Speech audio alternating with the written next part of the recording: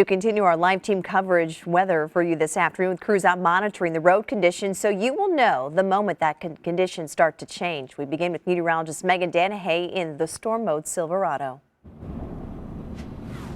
Hi there, Claire. We are traveling southbound on 44 just past the exit to 100 and Washington. I want to show you what's going on the roads here. It's very quiet, still pretty dry. When we came past Six Flags Drive through Pacific, we did start with a little sleet. You could hear it coming off the windshield. That's what sleet is, pellets of ice, and it quickly mixed with and changed to raindrops. Of course, the temperature around 36, 37 here, so that is just a liquid rain. We caught up with MoDOT earlier. Of course, they're thinking the rush hour is going to be pretty good as temperatures are above freezing, but they do have crews out just in case. They're not pre-treating in case it comes in as rain first, but they will be out all night and they will be paying attention and making changes as necessary. They do think the morning rush hour could be tricky.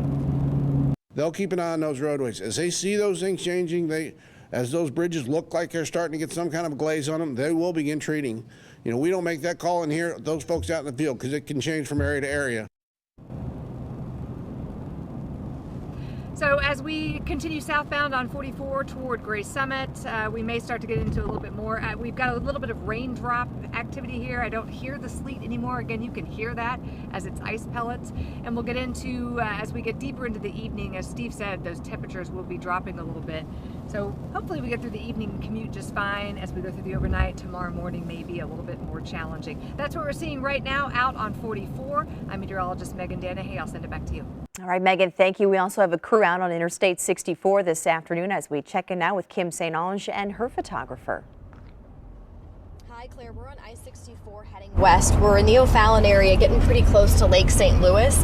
And just within the last probably 15 minutes, you can see on your screen right now, we've actually started to see some light rain falling. The good news, and unlike what Megan was seeing in this area of town, west of downtown St. Louis, of course, it really just seems to be rain. No sleet at this point, but as you've been hearing Megan and Steve saying, throughout the night here as we creep in closer to the evening hours, that could certainly change. So no concern if this is part of your evening commute.